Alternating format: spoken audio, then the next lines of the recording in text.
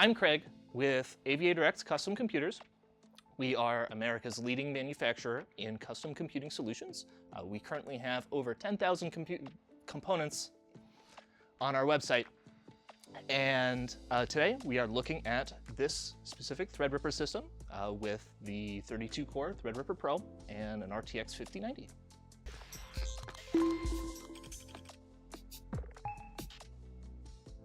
So this right here is a Threadripper system. It specifically has a 32-core Threadripper Pro on it with 256 gigs of memory and an RTX 5090. That's the heart and core of the system.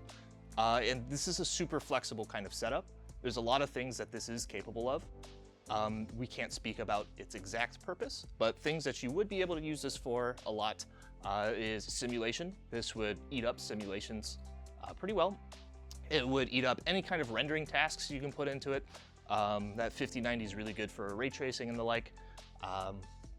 So any animators, we really like to have a system like this.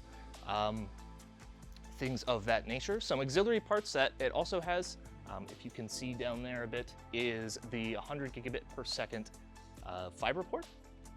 If you're doing a lot of simulations, data going over the network back and forth, some setups like to have a centralized simulation server. This would be pretty good for that. Lots of bandwidth to transfer everything around. Should be super helpful for those kinds of applications.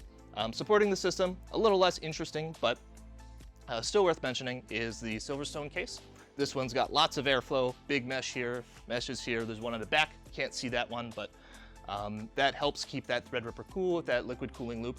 It is a little loud because it does have all these open holes in it, but this is the kind of system where you don't want to gimp on any of the cooling. So having a noisy system, that's the trade-off you have for 32 cores of Threadripper and a 5090. It has a 1500 watt power supply.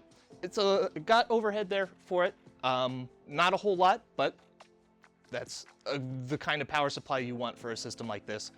If you're running this at full bore, the GPU, CPU 100%, then you're gonna chew through a lot of power on that. It's also a platinum power supply, so you got some efficiency there to help with it as well. This will add to your electricity bill and you will feel it, so that little efficiency on the power supply helps quite a bit. As for storage, this isn't doing anything crazy. It only has a 2 terabyte M.2 SSD in it. With that NIC card on there, 100 gigabits a second, I could totally see just having that for the operating system and the programs and just relying on network drives for everything else. There's really nothing you can't, you're not gonna be able to notice a difference between a local PCIe 5.0 drive and a network drive when you have bandwidth that high. So this is probably gonna be a very network-oriented system. It doesn't have to be, it has options for lots of local storage. That's just how this particular one is set up. As you can see on the motherboard, the chipsets are pretty intense. Powering that Threadripper, those VRMs get really hot, and you'll see that there are big chunky heat sinks on there. I think this one does have a fan.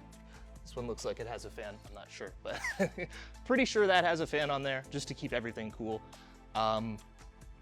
This one doesn't need the modification that we do sometimes. Sometimes we 3D print a bracket to get some extra cooling on those VRMs. This one doesn't need that. It's already handled in the system itself, but that is something we do from time to time just because those VRMs get so hot pushing as much power as they do. Usually we don't include the GPU bracket for shipping purposes.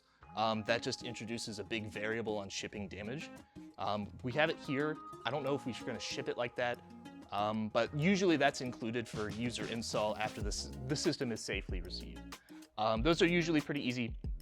You just adjust, there's a little foot up here and one up here. You put it on the graphics card, you twist it up where you want it to be, and you're good to go. You leave it there, you don't touch it. It holds your graphics card up, super simple. That is kind of neat. I'm pretty sure that comes with the graphics card. But yeah, that's a cool little thing. It helps. I don't think GPU sag is like a big important deal or anything, but because graphics cards are getting so big and heavy these days, maybe that is something we have to start worrying about. I haven't heard of a GPU dying due to sag yet in my career. I'm sure it's happened, but hasn't been something I've personally run into. I'm sure that'll be something we see more often as graphics cards look more like bricks and less like cards. What I really like about this system, this is just my personal preference, but it's a super clean case design, right? It's got simple geometric angles. I really like that. I'm a fan of the boring black boxes. I think those are exciting. You might look at me weird for it, but the fractal defined case is the pinnacle of case design, and the closer you are to that, the better the case is. This one has these little angles, which I like, so I just think it's aesthetically pleasing.